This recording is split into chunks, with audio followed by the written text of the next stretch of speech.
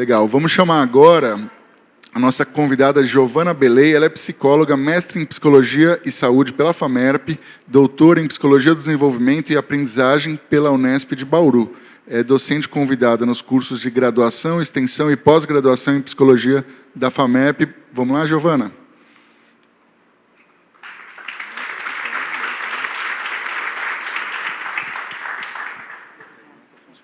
Não tá? Laser não. Não mesmo. Obrigada, Stefano. Obrigada à Clínica Sinapse e ao Congresso pelo convite. Estou muito feliz de estar aqui com vocês e para a gente falar um pouquinho, então, sobre psicologia e psicoterapia, né?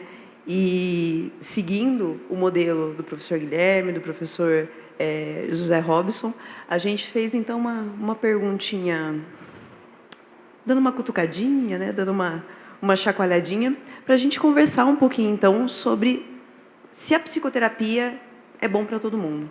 E a psicoterapia é boa para quem? Quando a gente olha a internet, quando a gente olha as redes sociais, quando a gente olha muitos perfis de psicólogos, inclusive, né, a gente observa muitas vezes que eles falam que a psicoterapia todo mundo tem indicação para psicoterapia, todo mundo deveria fazer psicoterapia, mais ou menos, de algumas formas ou de outras, e a grande maioria das pessoas fala que é assim, né? Sempre é bom? É boa para todo mundo? E esses QR Codes, inclusive, são os QRs para os artigos, tá, gente? No lugar de colocar nas referências no fim, eu coloco os QRs dos artigos, eu tenho preguiça. E o dinossaurinho é porque é do Chrome, que é mais fácil. Recomendo, inclusive. Nas últimas décadas, né, nas últimas 2 décadas, principalmente, vários estudos têm sido realizados pensando-se, focando-se e conhecendo-se cada vez mais os chamados efeitos negativos da psicoterapia. Então, o que são esses efeitos negativos? Os efeitos negativos são toda mudança que o paciente experiencia como negativa. Pode ser uma experiência negativa que o paciente tem durante o processo psicoterapêutico, pode ser após o processo psicoterapêutico, mas são mudanças ou são efeitos que eles observam que eles atribuem ao processo psicoterapêutico. Inclusive, muito interessante, o professor Guilherme citou o Lilienfeld aqui no último slide dele, ele também, estou citando ele aqui, esse artigo dele de 2007 é bem interessante, por mais que seja antiguinho, ele é bem interessante para a gente falar dos efeitos adversos da psicoterapia. Então, o que acontece, né? Meta-análises, como também já foi apontado, elas são o nível mais alto de evidência, que tem menos viés, que tem maior confiabilidade, com um número maior de dados para a gente analisar. Elas apontam que a psicoterapia, ela tem efeitos bons e superiores quando a gente faz tratamentos placebo ou quando a gente não trata o paciente, quando a gente não intervém sobre o paciente. Isso acontece com transtornos de humor, transtornos de ansiedade, disfunções sexuais, bulimia e insônia.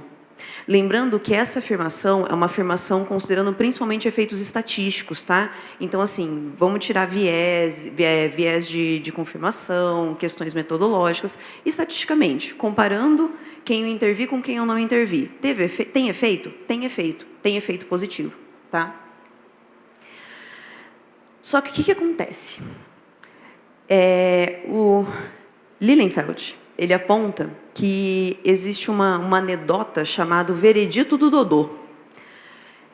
O Dodô, em Alice no País das Maravilhas, né, do Lewis Carroll, o Dodô, então, ele é uma personagem, né, em que ele propõe para os animais que estão ali, né, para as personagens que estão ali, ele propõe uma corrida. Só que a corrida acontece o seguinte: cada um corre do jeito que quer, cada um corre de onde quer, cada um corre para onde quer. Então, todo mundo ganhou a corrida. E já que todo mundo ganhou a corrida, então ele dá um prêmio para todo mundo que ganhou a corrida. Essa anedota, né, o Veredito do Dodô, ela é, pensando isso de uma forma extrema, né, puxando isso para uma forma extrema, ela implicaria, então, que a modalidade de psicoterapia selecionada pelo terapeuta é irrelevante. Que o mais importante aí, então, assim, quando ele fala em modalidade, ele está falando de abordagem, tá? Então, abordagem psicodinâmica, cognitivo-comportamental, comportamental radical, fenomenologia. Em tese, isso seria indiferente.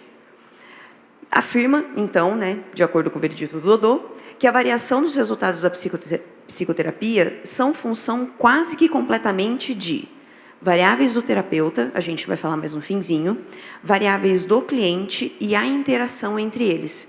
Então, não importaria muito a abordagem. O terapeuta sendo bom e tendo algumas características, o cliente tendo outras características e a interação deles, a relação terapêutica, sendo estabelecida de uma forma específica, toda a psicoterapia funciona. Mas, nessas últimas décadas, então, várias evidências têm sido mostradas que existem alguns tratamentos psicológicos que trazem prejuízos ao número importante de indivíduos. Então, nem toda psicoterapia não é prejudicial. Nem toda intervenção psicológica ou psicoterapêutica vai necessariamente, ou vai fazer bem, mal não vai fazer. Muita gente fala isso, né? Não, mal não vai fazer. Faz sim. E as pessoas estão agora, né?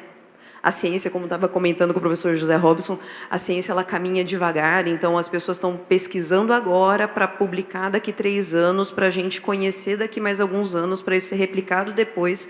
Então a coisa demora um pouquinho para acontecer, mas isso está sim, desculpa o alarme, isso está sim sendo estudado e sendo cada vez visto com mais atenção. O que são classificados, né? Quais são os eventos que são classificados como eventos negativos? Primeiro deles, piora dos sintomas do paciente. Então, o paciente apresenta um sintoma, ele chega para a psicoterapia com um sintoma em um grau específico e com o passar do tempo, com o passar da intervenção, esse sintoma, no lugar de melhorar, piora. Surgimento de novos sintomas também é um efeito negativo. Então, a pessoa chega, por exemplo, para a psicoterapia com sintomas depressivos e aí ela começa também a ter ideação suicida. Efeito negativo do processo psicoterapêutico. A ausência de resposta também é um efeito negativo da psicoterapia. A gente espera que haja algum tipo de resposta, a gente espera que, de acordo com aquela intervenção, haja melhora. Quando essa melhora não acontece, isso é um efeito negativo. Foi intervido e aquele efeito não esperado não aconteceu. Aumento da preocupação com os sintomas existentes. Então, o cliente, no lugar dele, ou o paciente, né, no lugar dele estar ok com aquilo que ele sente, né, com aquilo que está presente no corpo dele, ele passa a se tornar mais preocupado.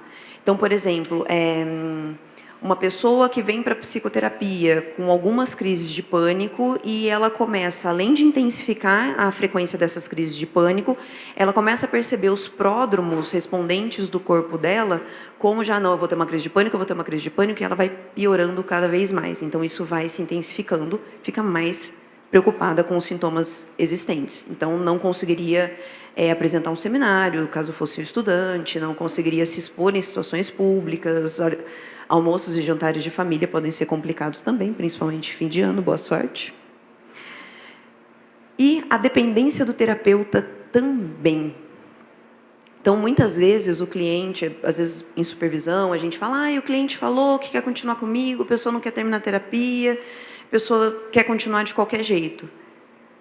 Que lindo! Reconhecimento do meu trabalho. Não necessariamente. Tá?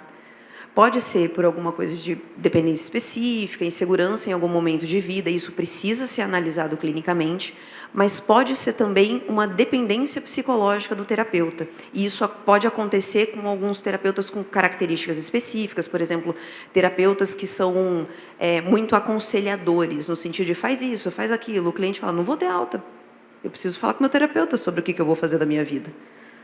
Meus clientes me odeiam, inclusive, porque eles chegam e dizem, o que eu faço? Eu não sei, tua vida. Eu penso junto com você, mas você que vai fazer. Tem alguns que falam, não, você vai ligar para ele. Tipo, crush, assim, você vai ligar para ele. Não vou. Não. Já chegaram nesse ponto. é divertido, mas pode ser um efeito negativo. Então, essa dependência é uma dependência que nós precisamos estar atentos na nossa intervenção e nós precisamos, caso ela seja observada, levantar hipóteses específicas. Pode ser um transtorno de personalidade dependente, então isso provavelmente vai acontecer durante a intervenção, mas pode ser também algo das características nossas como terapeuta ou de características específicas desse cliente que fazem com que ele tenha essa tendência. E o nosso trabalho também vai ser focar nisso e diminuir essa dependência, porque o objetivo da terapia é que a pessoa tenha alta, né? Que ela consiga viver a vida sem precisar do terapeuta. Medo de estigmatização também é um efeito negativo da psicoterapia. Então, medo das pessoas apontarem, nossa, ela faz terapia.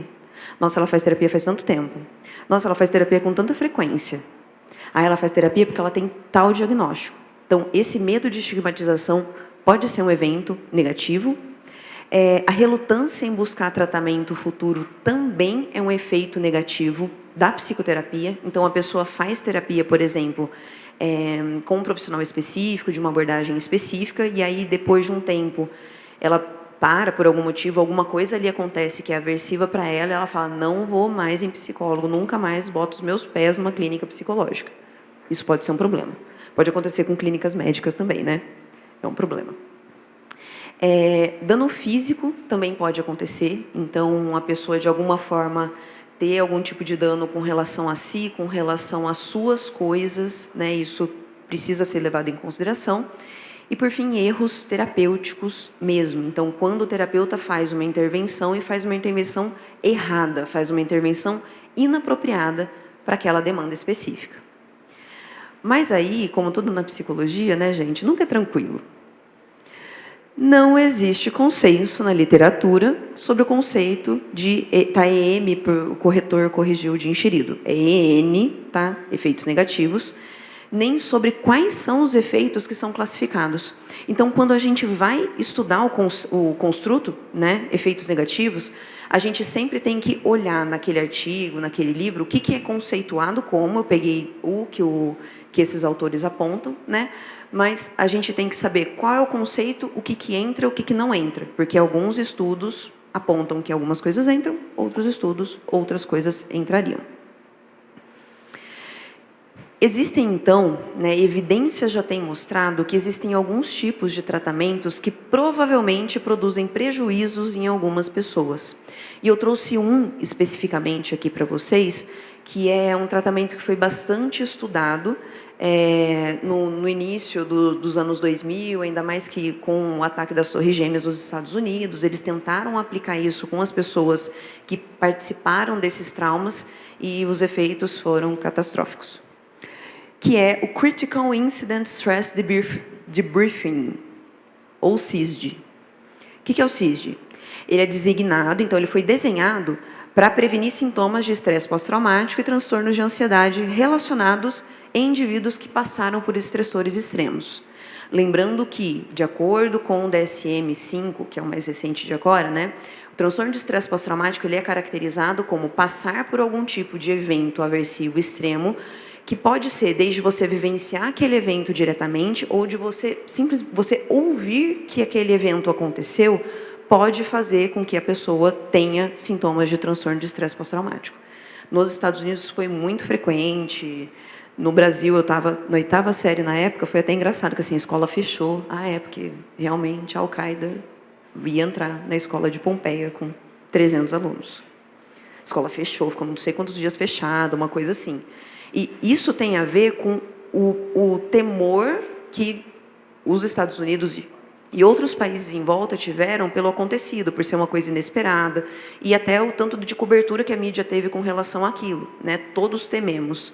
Eu sei que agora já tem gente formada que nasceu depois do ataque de 11 de setembro, vejam no YouTube. Fiquei tão triste a primeira vez que eu tentei usar isso aí como exemplo de aula. Eu não era nascida. Fiquei chateadíssima. Enfim. Esse tratamento, então, é um tratamento que usualmente usa uma sessão de 3 a 4 horas, mas também podia acontecer em mais de uma sessão de duração mais curta. Ele podia ser conduzido em grupo, e usualmente era conduzido em grupo, e o o protocolo da intervenção, ele deveria acontecer de 24 a 72 horas depois do evento traumático. Então, houve o evento traumático, não, vamos fazer a intervenção, ok? O que o terapeuta faz nesse grupo? Ele encoraja fortemente o grupo a discutir o processo e processar as emoções negativas daquele evento traumático. Eles descrevem os sintomas de TEPT, do transtorno de estresse pós-traumático, que os membros podem expressar, podem sentir. E, por fim, eles desencorajam os membros a interromperem a sua participação após o início do grupo. Ou seja, você vai falar do seu trauma, você é muito encorajado a falar e ouvir sobre o seu trauma, que é uma situação em grupo. Você vai ouvir o que pode acontecer com relação ao seu trauma, e mesmo que esteja muito ruim, fica. Não vai embora. Essa intervenção, ela teve efeitos prejudiciais a longo prazo. Quais foram as hipóteses dos autores? Tá? Primeiro, impedir o processo natural da recuperação. Existem pessoas que, como característica, elas precisam se desvencilhar da situação, elas precisam, passar por um períodozinho de negação para depois se engajar ou entrar no, eu falo que é o modo solução de problemas, né? Então, nossa, estou passando por um trauma muito sério, tem uma coisa muito horrível acontecendo, então eu vou faxinar o meu banheiro, porque ele está precisando. É o modo solução de problemas.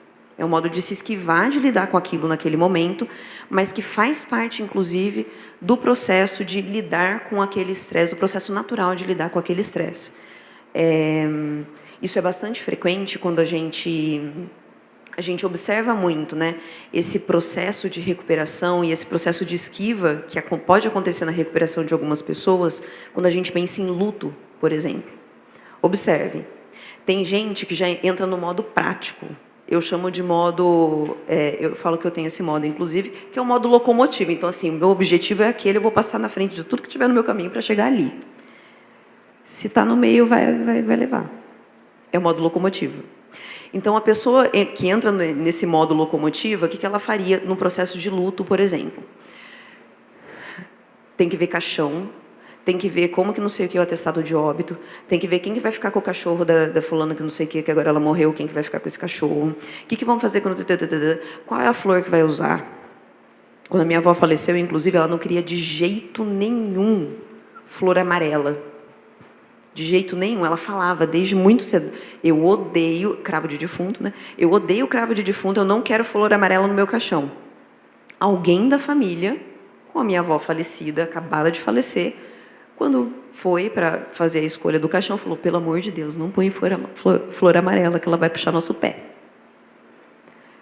Eu peguei uma flor amarela, coloquei, ela foi enterrada com margaridas e uma florzinha amarela, porque minha característica é irritar minha avó. Ficamos nessa. Eles fizeram um estudo dessa terapia, né, com queimados. Eles foram randomicamente distribuídos, então foi um estudo randomizado, né? E algumas pessoas passaram pela terapia e outras pessoas não. E o que eles observaram foi que quem passou pela terapia teve mais sintoma de transtorno de estresse pós-traumático e mais ansiedade em geral do que o grupo controle quase um ano depois, 13 meses depois do evento ocorrido. Então, olha os efeitos, e são prováveis efeitos negativos. E é muito interessante que a maioria dos participantes dos estudos, desse estudo especificamente, eles acharam que a terapia ajudou. Mesmo que quando você mensura dados objetivos, esses dados objetivos mostram o contrário. Então, terapia ajudou? Ajudou. Mas quando você mensura ansiedade, a ansiedade está muito maior. Olha que dado interessante, como a gente precisa pensar isso quando a gente desenha pesquisa. O paciente tem vieses de percepção e de comparação, e a gente tem que pensar nesses vieses na hora de mensurar isso. Também com o luto, existem alguns indicativos de problemas na terapia, que a terapia do luto para pessoas que estão passando por um luto normal sugere efeitos prejudiciais para essas pessoas. Então, meio que forçar uma pessoa que está passando por um luto normal, um luto saudável, que não é gostoso, tá? Nunca é gostoso o luto. Mas ela está passando pelo luto esperado. e a gente fala, não, você tem que ir para terapia, você tem que fazer, você tem que falar sobre o que você está sentindo, sobre o que você está passando, sobre quais são as suas perdas, o que você perdeu depois que essa pessoa foi embora. Quando você faz isso, você aumenta a probabilidade de prejudicar esse processo de luto da pessoa. Você intervém de forma negativa no processo de luto. Agora, vamos pensar um pouquinho nas variáveis relacionadas ao terapeuta que podem influenciar efeitos negativos ou efeitos positivos da psicoterapia. A primeira coisa que as evidências mostram é que terapeutas ou líderes de grupo, quando a gente pensa num grupo de alcoólicos anônimos, grupos de ajuda entre pares, né, tem um líder, quando essas pessoas são carismáticas, mas altamente confrontadores e intrusivos, isso aumenta o risco de deterioração dos sintomas desse cliente, desse paciente. Então, a pessoa pode ser super legal, super carismática, falar super bem, mas se você fala alguma coisa, ela confronta, confronta, ou começa a falar no momento que você está trazendo uma fala, quer intervir em um momento que é para acolher, isso é um problema. Um terapeuta pouco empático ou pouco gentil e cordial também é um preditor da deterioração do cliente. E é muito interessante esse dado especificamente, porque ele é condizente, ele ser pouco empático ou pouco gentil, a tradução mesmo é cordial, mas a gente acaba usando gentil. Tanto quando o terapeuta fala, eu não sou muito empático, eu sou mais na minha. Quando o cliente fala, meu terapeuta não é tão empático, ele é mais na dele. Em ambos os casos, existem mais efeitos negativos no processo psicoterapêutico dessa pessoa. A busca por terapeutas prejudiciais pode ser mais importante do que a identificação das terapias potencialmente prejudiciais. Mas isso não quer dizer que a gente só vai fazer uma caça às bruxas e entrar na decisão do Dodô, que é, não, vamos premiar todo mundo. Você é bom, então toque o prêmio, você é um bom terapeuta. Outras coisas, inclusive a técnica que é utilizada, as escolhas que esse terapeuta faz, também influenciam o desfecho desse cliente. Existem, então, os efeitos positivos e negativos, eles são atribuídos ao terapeuta e também à terapia que é utilizada, e aí existe uma variação e ainda não se compreende muito bem como que é a dinâmica entre esses dois fatores.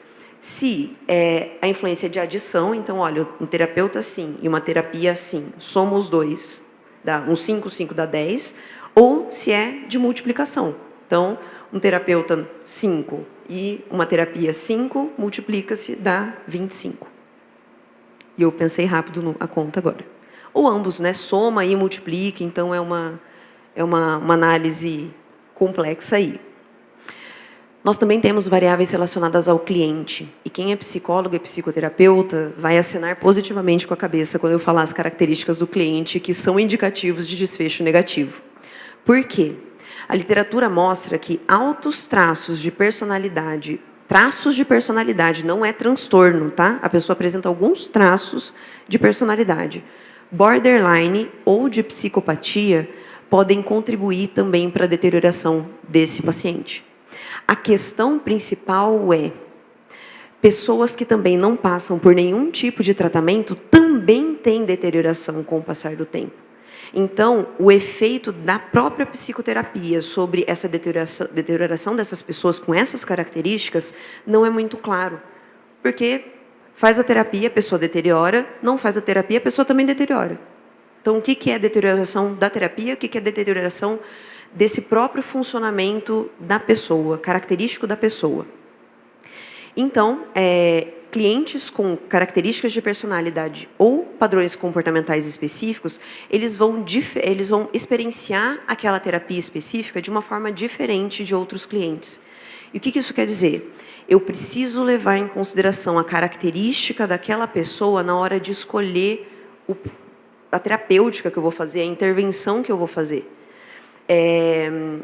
Eu lembro, numa supervisão, eu atendia na época, uma pessoa que tinha um caráter mais confrontador, que, discutindo o caso mesmo na supervisão, o meu supervisor falou, olha, Gi, ela parece que ela está a fim de apanhar, assim.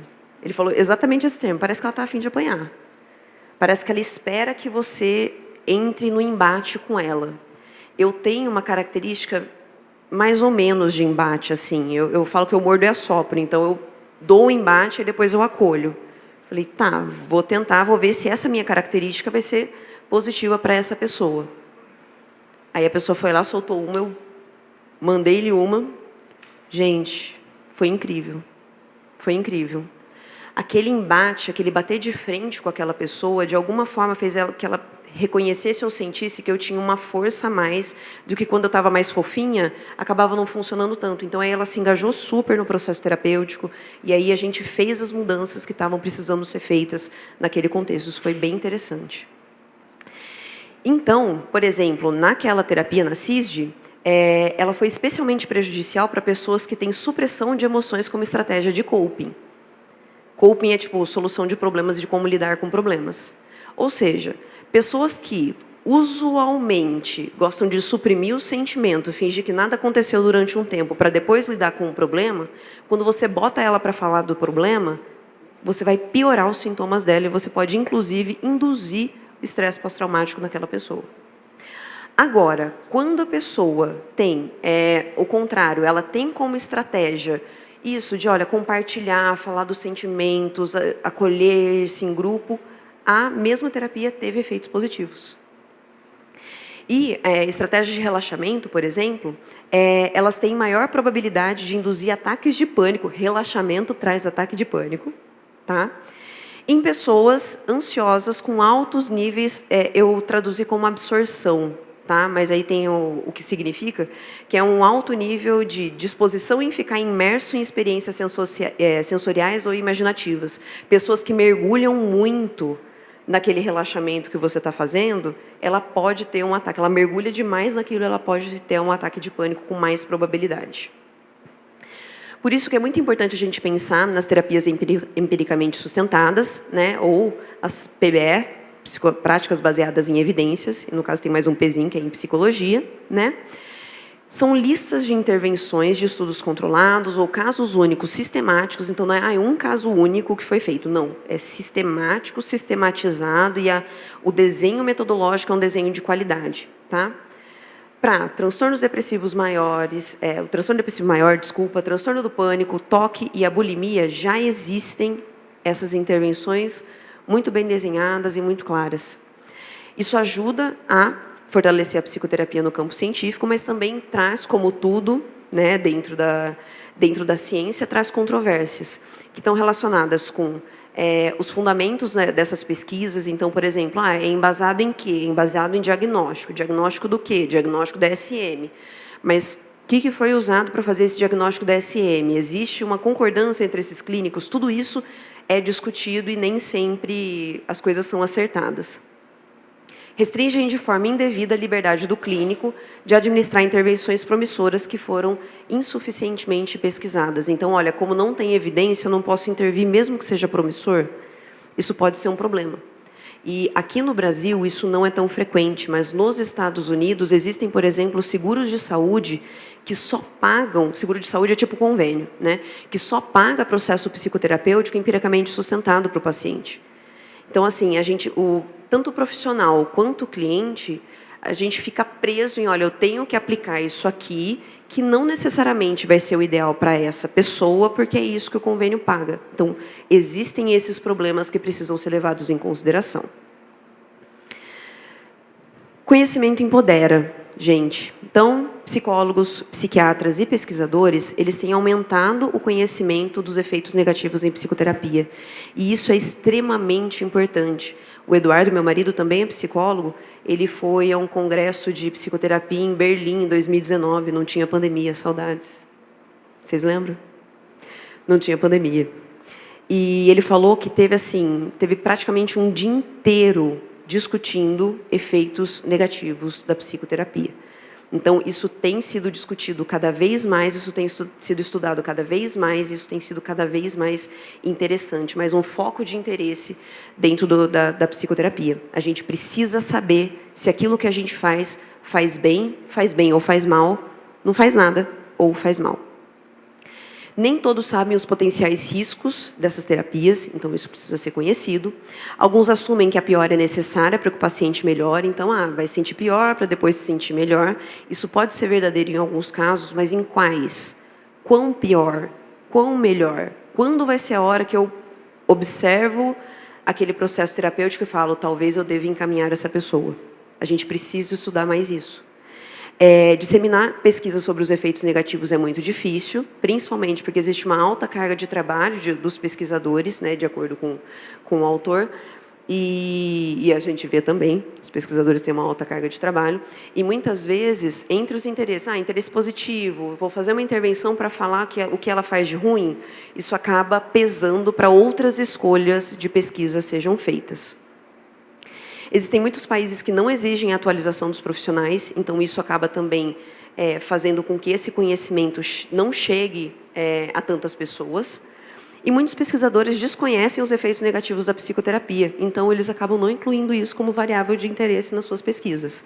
Então a gente tem que trazer isso para congressos, os pesquisadores se interessarem, os pesquisadores começarem a pesquisar isso, os pesquisadores juntarem esses dados, publicarem, outras pessoas lerem aquela pesquisa para replicar esses dados, e assim nós vamos. Então, a ciência demora, mas ela é o melhor método que a gente tem para entender os fenômenos que acontecem na natureza. Então, ela demora, às vezes ela falha, mas uma hora ela reconhece os próprios erros e vai caminhando, a gente espera que para frente.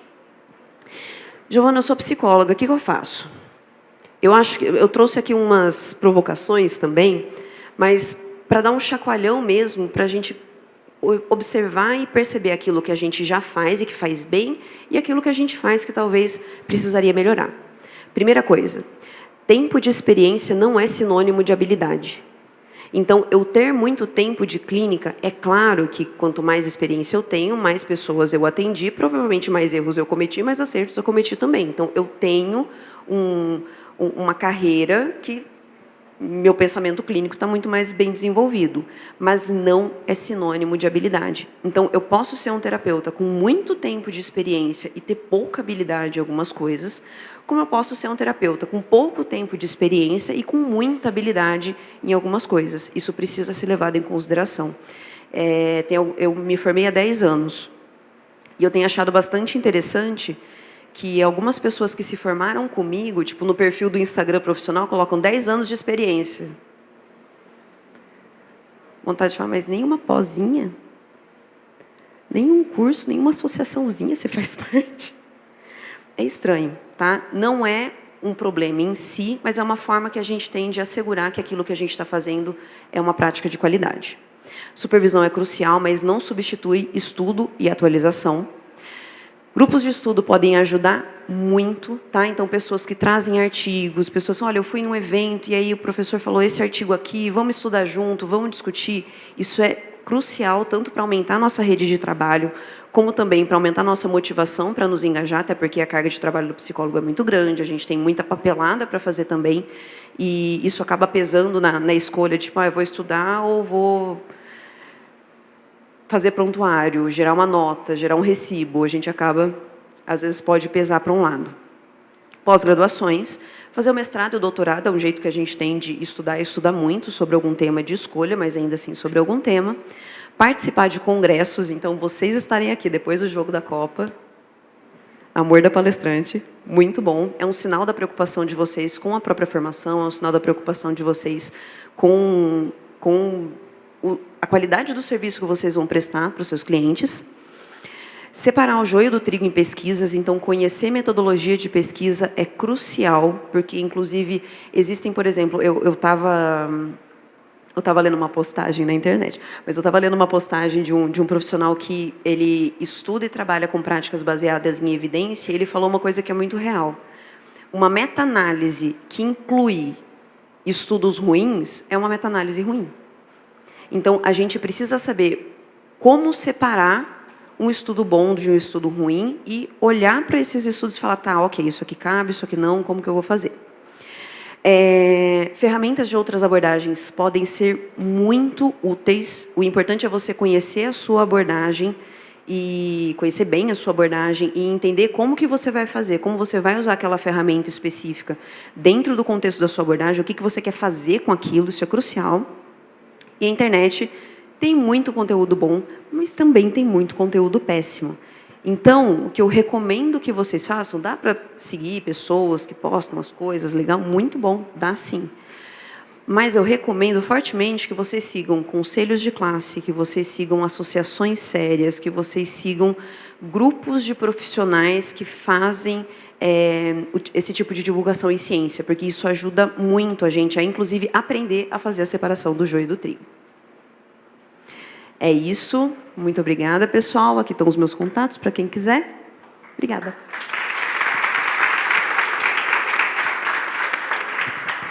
Obrigado, Giovana. A gente vai fazer uma breve discussão e tirar algumas dúvidas para quem tiver dúvidas. Vou convidar vocês a anotarem a dúvida no papel e entregar para os nossos colaboradores, que eles trazem aqui no palco para a gente, ou levantar a mão que os nossos colaboradores vão levar o microfone até vocês. Mas antes disso, eu queria chamar a atenção sobre a palestra da Giovana. Eu reparei alguns pontos interessantíssimos, né? Um deles é que me parece que na terapia o vínculo é a questão mais importante, um vínculo saudável, né? Porque a gente tem técnicas que é muito difícil de medir, que são muito difíceis de medir cientificamente, porque a metodologia científica, como a gente usa dentro da psiquiatria, por exemplo, e da medicina, a gente testa um remédio contra o placebo. Dentro da terapia cognitivo-comportamental, a gente consegue testar técnicas específicas contra placebos, por exemplo. Mas tem outras estratégias muito difíceis de serem medidas dessa forma. Por exemplo, na psicanálise, entre outras. Me parece que, nesse caso, cada vínculo é um remédio diferente. Então, fica difícil de conseguir identificar aí se aquilo funciona como técnica ou como vínculo, né? Por que aquilo funciona? Porque o que a gente sente na prática clínica dentro da psiquiatria é que o paciente que está em terapia, ele além de responder melhor, ele tem um melhor prognóstico. Isso a gente percebe muito claramente. E me parece que o tipo de vínculo sendo feito de forma saudável com o terapeuta é um fator muito importante que contribui para essa resposta, mas eu tenho pacientes de diversas áreas, que estão em terapia em diversas áreas diferentes, que têm respostas semelhantes, tanto aquela resposta que a gente vê de melhorar um sintoma ou melhorar uma doença, até aquela resposta protetora de longo prazo, que a gente percebe aí que é a nossa promessa. É por isso que a gente gosta tanto de trabalhar com a terapia em conjunto, né? Porque a gente quer o remédio funcionando bem, em um tempo adequado, numa dose adequada, para a gente obter a neuromodulação necessária e prevenir episódios futuros e melhorar o prognóstico do paciente. E a terapia também faz isso. Às vezes o remédio é muito eficiente em tirar sintoma e é muito rápido perto de outras técnicas. Em um mês ali a gente melhora sintoma depressivo, só que a gente não melhora necessariamente o prognóstico do paciente, tanto quanto se ele fizer o acompanhamento da forma correta a longo prazo e se ele fizer psicoterapia junto. Então, eu queria chamar a atenção para essa dificuldade, queria um comentário seu a respeito disso, mas antes disso, queria chamar a atenção também que você falou sobre transtorno de estresse pós-traumático, e a gente levantou, eu junto com o Guilherme, levantamos uma questão interessante. Tem estudos mostrando evidências científicas que os benzodiazepínicos, quer dizer, os calmantes, né, aqueles Rivotril, Alprazolam, né, Frontal, clonazepam, diazepam, bromazepam, Lexotan, etc. Esses remédios, que são os tarja preta, que são aqueles que viciam, eles causam piora do prognóstico em um paciente que sofreu um trauma recente. Ou seja, se a pessoa sofreu um trauma recente e vai no pronto-socorro passando mal e alguém prescreve um Rivotril para essa pessoa, que é muito intuitivo de fazer. O clínico que está de plantão, ele não pensa duas vezes em dar um diazepam, dar Rivotril, etc. Mas a gente tem evidências de que isso piora o prognóstico e aumenta a chance de ter o transtorno de estresse pós-traumático. E você falou aí sobre a questão da terapia e de sentir aquilo, né? A dificuldade quando a gente sente, a gente consegue elaborar melhor. O benzodiazepínico, desse aspecto do sentimento, ele talvez dê uma anestesiada no pensamento. Além disso, tem a questão farmacológica de ser um depressor do sistema nervoso central e outras alterações ali em GABA, principalmente, que podem mudar a forma como a gente grava essa memória. Mas são essas duas provocações que eu queria te fazer. Me explicar qual que é a sua visão aí para essa separação e como comparar esses remédios diferentes na metodologia científica e qual que é a visão, assim, por que o benzodiazepínico ele piora o TEPT, a chance de ter TEPT e o prognóstico desse paciente, tanto quanto, às vezes, a pessoa não saber ter uma lexitimia, uma dificuldade de entender o que está sentindo e por aí vai. Essa provocação aqui é para os nossos 3 colegas de mesa, começando pela Giovana. Muito bom, adoro provocações. Essa discussão, né, do que é efetivo, o que deixa de ser efetivo em psicoterapia, é uma discussão que a gente tem há muito tempo, né? Uma das primeiras publicações do Freud, inclusive, ele discutia, ele queria provar pelo método positivista que a psicanálise funcionava e ele desistiu, porque ele falou, não vai rolar. Não vai dar. Nesses moldes que existem hoje, não vai. O que tem acontecido nos últimos anos, o que a psicologia tem se curvado nos últimos anos, é tentar enxergar o que acontece dentro do setting terapêutico que faz com que a psicoterapia funcione. Então, mais do que a aplicação dessa ou da outra técnica, ou de essa abordagem específica, ou de outra abordagem específica, é o que acontece ali dentro, como que dentro da relação terapêutica, quais são as coisas que são faladas, quais são as discussões que são feitas, as intervenções que são feitas ali naquele contexto que promovem mudança naquele indivíduo. A gente ainda está engatinhando muito no sentido de desenvolvimento de conhecimento científico nessa área, mas já tem, observa-se esforços da psicologia nesse sentido. Eles chamam das terapias baseadas em processo. Algumas pessoas, inclusive, chamam de terapias de quarta onda, que, em tese, junta as terapias contextuais, né? Então, você vai aplicar a terapia específica, levando em consideração o processo dessa pessoa em específico, né?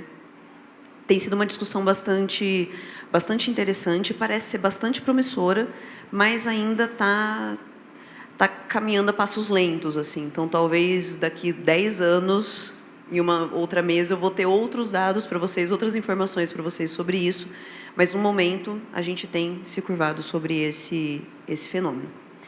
E aí, com relação aos efeitos, né, do benzodiazepínico no TEPT, é muito interessante a gente pensar, pelo menos eu pensando, não tenho dados de pesquisa, né, mas posso levantar hipóteses com relação a como pessoas funcionam nesses contextos, é que para algumas pessoas, falar sobre o evento traumático é muito ruim.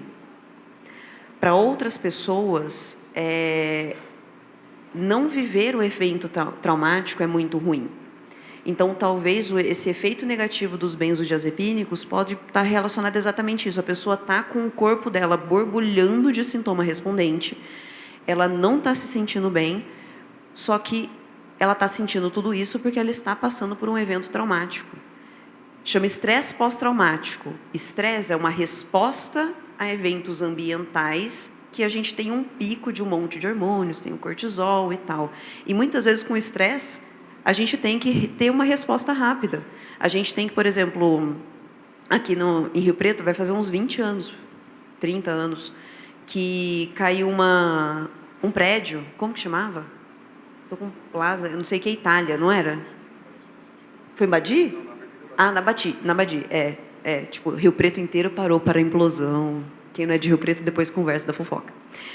E o que aconteceu? De madrugada, os moradores do prédio estavam dormindo, lindos, maravilhosos, e aí eles ouviram um estralo, e aí as pessoas começaram a bater na porta, tipo, sai do prédio, sai do prédio, sai do prédio. Mais ou menos alguns minutos depois que o último morador saiu, a torre despencou. Eram 2 torres, e aí a outra teve que ser implodida, porque descobriram erros muito graves na estrutura daquelas torres, né? Então, imagina uma pessoa que vivenciou isso, que saiu com a roupa do corpo de dentro daquele lugar, e ela está, então, enfrentando um pico de estresse muito grande. O que ela tem que fazer? Algumas pessoas, putz, eu vou ver se eu tenho algum documento, eu trouxe a bolsa, então tem algum documento meu da bolsa? Eu peguei... E é engraçado que eu moro num prédio muito antigo, então eu tenho muito medo que meu prédio caia eventualmente. Eu tenho um plano de fuga caso o prédio estrale. Pegar a minha pasta de documentos, pegar a pasta de documento do meu marido, enfiar os 2 gatos dentro de uma caixa de transporte e descer pelas escadas. É isso. Então, talvez eu consiga lidar com esse estresse especificamente, os outros não. Isso é um traço obsessivo, né? Ter um plano de fuga para caso o prédio caia, mas nem todo traço de personalidade é necessariamente negativo. O que a gente faz com ele que é o que importa, né? Bem legal, interessante a sua resposta. E você falou de quando Freud pensou isso tudo, né? Eu tenho esse viés de um olhar psicanalítico sobre o paciente, apesar de que eu não acho que... Eu encaminho para várias linhas de psicoterapia, eu sou terapeuta, encaminho também para várias linhas de psicoterapia no dia a dia do consultório, a que eu acho que vai ser mais interessante para cada paciente, mas eu tenho um olhar psicanalítico. E o Freud, numa das leituras que eu fiz dele, na obra dele, ele fala assim, eu acho que tudo isso aqui que eu estou dando de levantando de hipótese e tudo mais, estou tentando explicar aqui com modelo estrutural, etc., tudo isso aqui um dia a neurociência vai dizer exatamente como isso funciona.